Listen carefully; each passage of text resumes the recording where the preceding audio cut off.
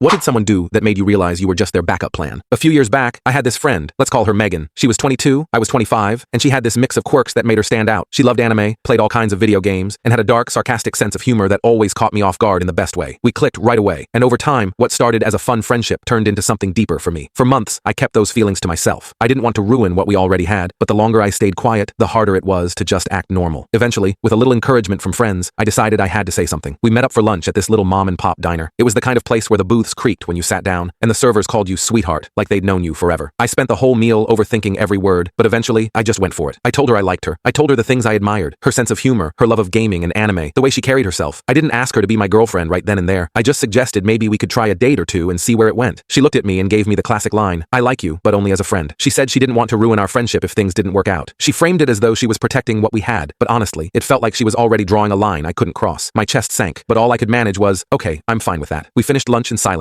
paid the bill, and walked away like nothing had happened. After that, I tried keeping in touch. I'd send a message here and there, ask how she was doing, but she'd either leave me on read or reply with short, one-word answers that killed any conversation. Eventually, I stopped trying. The friendship she didn't want to ruin was already gone. A couple of months later, I met Sophie. She was 24, into art and photography, and she had this refreshing outlook on life. She said her art was storytelling, whether it was a painting, a sculpture, or a photograph. Spending time with her felt effortless. We'd go to galleries, walk through parks, or stay up late while she sketched and I read. The connection was real, and for the first time in a long time, it went both ways. After our 7th date, I asked her to be my girlfriend. She smiled and said yes, and in that moment, I knew I'd found something genuine. When I told my friends, they were thrilled. They'd been telling me for months not to let Megan's rejection define me, and now I finally had someone who valued me the way I valued her. But that's when Megan suddenly came back into the picture. A week after Sophie and I made things official, I got a message from Megan. It shocked me just to see her name again, since she hadn't spoken to me in months. But when I opened it, I was floored. It was a long paragraph saying she'd thought things over, realized she did have feelings for me, and wanted to be my girlfriend. She claimed she'd always liked me, but just needed time to figure it out. I just sat there staring at the message. Where was this when I was single? After brushing me off and acting like I didn't matter, suddenly now she wanted me. Right when I was happy with someone else. It didn't feel like love. It felt like jealousy. I screenshotted the message and sent it to Sophie so she knew exactly what was going on. Then I blocked Megan. To me, that was the end of it. 2 days later, there was a knock at my door. When I opened it, Megan was standing there, and she was furious. Before I could even say a word, she started yelling. She accused me of being cold, cruel, and heartless for blocking her after she confessed her feelings. She demanded to know how I could just throw her away like that. I let her finish, then told her the truth. I said she had no right to be upset. She was the one who rejected me. She was the one who acted like we'd never be a thing. And now that I'd moved on, she didn't get to change her mind and expect me to drop everything. She tried to guilt trip me, asking if her feelings didn't mean anything. And that's when I asked her point blank, where were those feelings when I was single? I told her I was happy with Sophie. I told her I wasn't going to throw away a good relationship just because she suddenly decided she missed out. Then I wished her a nice day and closed the door. Word got around to our friend group, and of course, opinions were split. Some thought I'd been too harsh, others said I'd done exactly what I should have. And sure, sometimes I replay it in my head. But the truth is clear, if someone only wants you after they see you with someone else, it's not real. It's not love, it's jealousy, regret, or insecurity. And I wasn't about to make myself someone's second choice when I'd already found my first.